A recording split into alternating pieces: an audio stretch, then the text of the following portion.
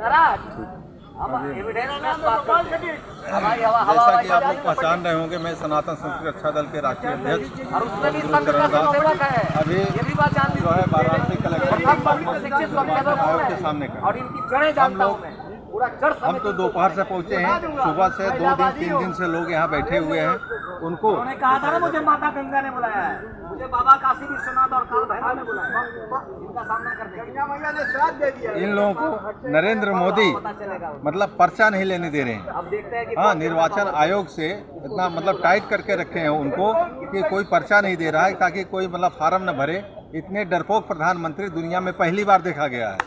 इतना डरपोक जो है यहाँ का डीएम, जो कि चोरों की तरह भाग रहा है, प्रत्याशियों के, प्रस्तावकों के, यहाँ के पब्लिक से उसको मुंह दिखाने के लायक नहीं है। यहाँ के डीएम, ये एडीएम और यहाँ के प्रशासन, और ये प्रधानमंत्री के कहे पे चले जा रहे हैं, चलने वाले हैं। अभी उसका भी उपाय है ना? पर्चा नहीं भरने दिया जा रहा है, इलेक्शन नहीं लड़ने दिया जा रहा है, लोकतंत्र की हत्या कर दी जा रही है।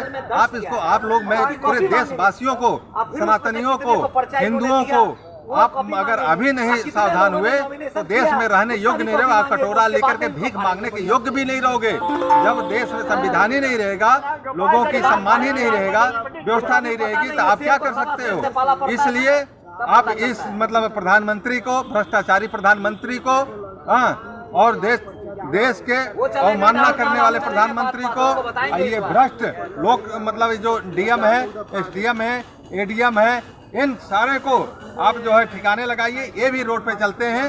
मैं सही जनता से आह्वान करता हूं, अगर आप अभी तैयार नहीं हुए तो देश की सुरक्षा व्यवस्था और अर्थव्यवस्था तो बिगड़ चुकी है। सामान्य व्यवस्था अभी इंजेक्शन लगा करके आप लोगों को जबरदस्ती जो है कोरोना के इंजेक्शन लगा करके आपको हार्ट अटैक करा रहा है।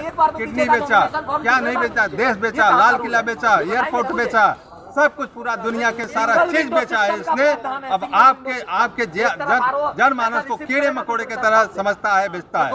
यहाँ लोगों को, प्रत्याशियों को लाइन में खड़ा करके रखता है। ये प्रत्याशी है, ये प्रत्याशी है, देखिए हम प्रत्याशी हैं। और ये काका है, बीजेपी के लोगों ने पैसा मतलब इनका जो है पर्चा लेकर के भाग गए स्टेट बैंक से। इतना हमने चालान बनवाया, चालान फार्म दिया, स्टेट बैंक का चालान बनाया, 17 मध्य प्रदेश।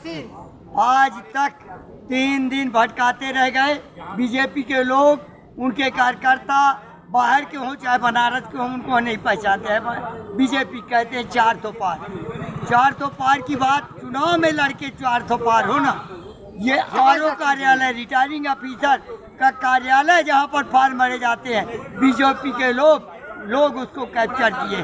अभी तक पोलिंग बूथ कैप्चर होती थी, अब तो भैया निर्वाचन कार्यालय ही, जहाँ से फार्म भरे जाते हैं कैंडिडेटों के, अभ्यर्थियों के, वो ही कैप्चर है। उन गुंडों से पुलिस मिली हुई है। तो कुछ लोगों के कागज भी फाड़ दिए, हमने देखा नहीं पर सुना जन चर्चा में, चालान फाड़ दिए, प्रस्तावकों को कागज फाड़ दिए। कैसे सेलेक्ट होगा किसी का फार्म? अब उनको फार्म दे करके खाना पूर्ति करते हैं। आप समझ चुके हैं उनको फार्म दे के फार्म हम नामांकन स्थल है, नामांकन निर्वाचन क्षेत्र 77 कलेक्टर सभागार वाराणसी। ये लोकतंत्र के साथ खिलवाड़ है, ये लोकतंत्र के साथ एक नया एक्सपेरिमेंट है। और लोकतंत्र को बचाने के लिए हम सब यहाँ पर एकत्रित हुए हैं। और ये जो है, हम अपनी मर्जी से नहीं, परमात्मा की मर्जी से खड़े हुए हैं। जब हमें लगा कि लोकतंत्र की सरेआम हत्या की जा रही है, ये भाजपा जो है वर्तमान में भ्रष्टाचार, महंगाई के, किसानों के मुद्दे, बेरोजगारों के मुद्दे लेकर के आई है।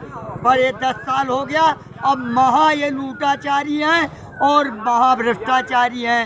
संविधान के रखवाले नहीं, देश के रखवाले नहीं, देश को, जनता को गुमराह करके पहले हिंदू मुसलमान, फिर हिंदू में अगड़ा, पिछड़ा, हरिजन, आदिवासी, दलित, महादलित, ये कह के पूरा अलगाववादी लोग। ये भाजपा का नेता हमारा पर्चा लेकर के भागा स्टेट बैंक से।